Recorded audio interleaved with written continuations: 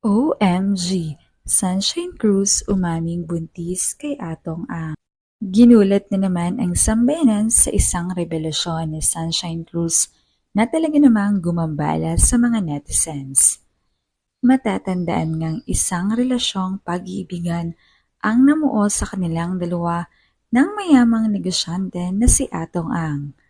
Hanggang sa tuluyan ngang nasira ito dahil sa pangaagaw ni Rufa Gutierrez na talaga namang nagpasakit lalo ng damdamin niya dahil itinuring niya iyong totoong kaibigan.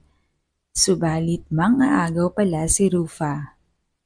Hanggang sa bumelta naman dito si Rufa at sinabing hindi naman totoong mahal ni Atong si Sunshine dahil sa pamimera nito.